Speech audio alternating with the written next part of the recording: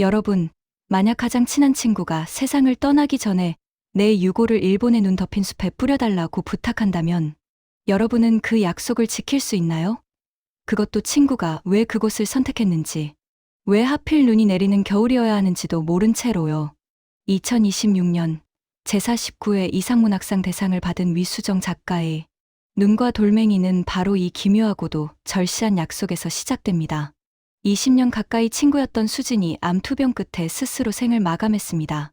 그리고 남겨진 두 친구, 유미와 재한은 수진의 뼈가루를 들고 일본 나고야행 비행기에 오릅니다. 생각해보세요. 여러분의 손에 친구의 유골이 들려 있습니다. 그 친구가 생전에 함께 가고 싶어 했던 곳으로 향하는 길. 그런데 정작 여러분은 그 친구에 대해 아는 게 거의 없다는 걸 깨닫게 됩니다. 20년을 함께 했는데도 말이죠. 유미와 재한이 도착한 곳은 새하얗게 눈이 쌓인 일본의 겨울입니다. 수지는 왜 하필 눈이 내리는 겨울을 기다리라고 했을까요? 그들은 도가쿠시 삼나무 숲으로 향합니다. 수진을 보내기로 한 그곳까지 가는 길, 유미와 재한은 점점 이상한 감정에 사로잡힙니다. 영화처럼 아름다운 설경, 그림 같은 풍경. 하지만 그 속에서 친구의 뼈가루를 뿌리는 일은 전혀 낭만적이지 않았습니다. 하염없이 내려앉는 눈송이 사이로 수진의 재가 흩날립니다. 유미는 생각합니다. 이 모든 게 거짓말 같다고. 여러분도 느껴지시나요? 이 장면이 주는 소름. 아름다움과 공포가 동시에 존재하는 이 순간. 작가는 이걸 눈과 돌멩이라는 두 가지 이미지로 표현합니다. 눈은 부드럽고 하얗고 아름답지만 언제든 얼어붙어 단단한 돌덩이로 변할 수 있죠. 우리의 삶도 그렇지 않나요? 그런데 이야기는 여기서 끝나지 않습니다. 춥고 불편한 이별을 마친 유미와 재한에게 진짜 시련이 찾아옵니다. 그들은 고립됩니다. 심정적인 고립이 아니라 말 그대로 눈 때문에 길이 막혀버린 거예요. 그때 한 일본인이 나타나 그들을 돕습니다. 그런데 놀랍게도 그 사람은 바로 그날 낮식당에서 유미와 재한이 수군거리며 쳐다봤던 사람이었습니다. 그들은 그를 여장 남자라고 생각하며 편견 어린 시선으로 바라봤었죠. 재한은 그의 친절을 오해합니다. 혹시 다른 의도가 있는 건 아닐까? 유미는 그런 재한을 보며 한심하다는 듯 쳐다봅니다. 이 장면이 참 묘한 게 멀리서 보면 코미디 같은데 가까이서 보면 스릴러처럼 느껴집니다. 그런데 말이죠. 이 일본인 코요에게도 사연이 있었습니다. 그 역시 사랑하는 사람을 떠나보낸 후 매일 그를 위해 기도하고 있었던 거예요.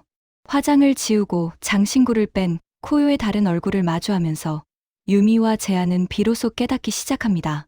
애도에는 정해진 형태가 없다는 것. 이별을 받아들이는 방식도, 죽은 사람을 기억하는 방법도 사람마다 다르다는 것. 그리고 어쩌면 수진도 자신만의 방식으로 무언가를 말하려 했던 건 아닐까 하는 것을요. 심사위원들은 이 작품을 두고 뭐라고 했을까요? 한 심사위원은 곳곳에 숨겨둔 비밀이 많아서 읽을 때마다 새로운 사실을 발견할 수 있는 작품이라고 평했습니다. 또 다른 심사위원은 읽어가는 동안 계속해서 이야기의 방향이 옮겨가고 해석이 달라지는 듯한 낯선 흐름이 매력적이라고 말했죠. 실제로 이 소설에는 표면적으로 드러나지 않는 이야기들이 숨어 있습니다. 수지는 왜 정말 그곳을 선택했을까요? 유미와 재한이 20년 동안 함께했지만 수진에 대해 몰랐던 것들은 무엇이었을까요? 그리고 코요와의 만남은 정말 우연이었을까요? 아니면 어떤 운명이었을까요? 작가 위수정은 수상소감에서 이렇게 말했습니다. 마음도, 기억도, 시간도, 사람도, 하얀 눈도, 그 무엇도 손에 쥘 수 없다는 것이 슬펐다. 내게는 돌멩이가 필요했다. 손에 쥘 수 없는 것들을 쥐어보려는 시도로서의 글쓰기가. 이 말이 정말 강렬하지 않나요? 우리가 사랑하는 사람들, 우리가 소중히 여기는 순간들, 우리가 간직하고 싶은 기억들, 그 모든 것이 사실은 눈처럼 손에 쥐는 순간 녹아버리는 것들이죠. 그래서 우리에게는 돌멩이가 필요합니다. 차갑고 단단하지만 확실하게 만져지는 무언가가. 한 문학평론가는 이렇게 분석했습니다. 삶이 죽음이고 죽음이 오히려 새로운 탄생으로 이어지는 생사관이 빛을 발한다고요. 또 늘 돌로 돌변할 수 있는 눈의 메타포를 짚어내며 그래서 사는 게 더 매혹적인 것이라고 말했죠. 생각해보면 우리의 삶도 그렇습니다. 언제든 단단한 돌이 되어 무언가를 부술 수 있지만 그래서 오히려 더 조심스럽게, 더 의미 있게 살아가게 되는 거죠. 유미와 재한이 일본에서 겪은 일들처럼 말입니다. 그들은 결국 돌아옵니다. 하지만 빈손으로 돌아오지 않습니다. 눈을 녹이고 차갑지만 확실하게 만져지는 돌멩이 하나씩을 손에 쥐고 돌아옵니다. 그것은 남겨진 자만이 할 수 있는 죽은 자를 위한 마음입니다. 영원히 사라지지 않는 그리움의 다른 이름이죠. 이 작품은 단순히 죽음과 이별에 관한 이야기가 아닙니다. 오히려 삶에 관한 이야기입니다. 불확실하고 모호하지만 바로 그렇기 때문에 더 매혹적인 삶에 대한 이야기죠. 그렇다면 작가가 정말 하고 싶었던 말은 무엇일까요? 완벽하게 이해할 수 없는 타인, 손에 쥘 수 없는 순간들, 명확한 답이 없는 질문들. 이 모든 불완전함 속에서도 우리는 계속 살아간다는 것.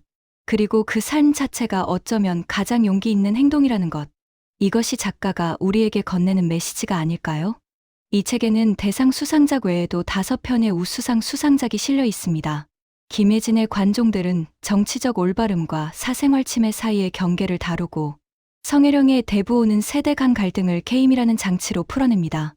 이민진의 겨울의 윤리, 정의연의 실패담 크루, 함윤희의 우리의 적들이 산을 오를 때까지 각각의 작품이 던지는 질문들이 모두 다르지만 결국 우리 시대를 살아가는 사람들의 이야기입니다.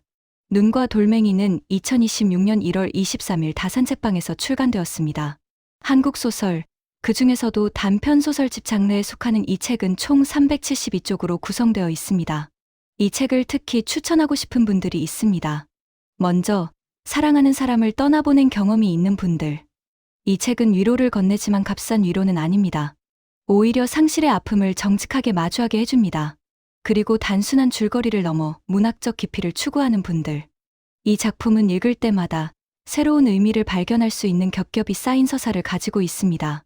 또한 한국 현대문학의 흐름에 관심 있는 분들에게도 좋습니다.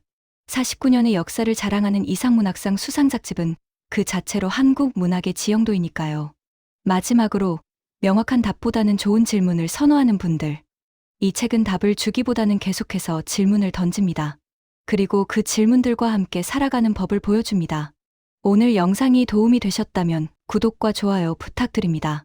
그리고 댓글로 여러분의 생각을 들려주세요.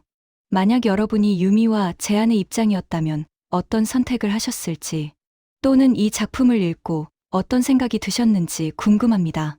다음에도 좋은 책으로 찾아뵙겠습니다. 오늘도 책과 함께 의미 있는 하루 보내세요. 감사합니다.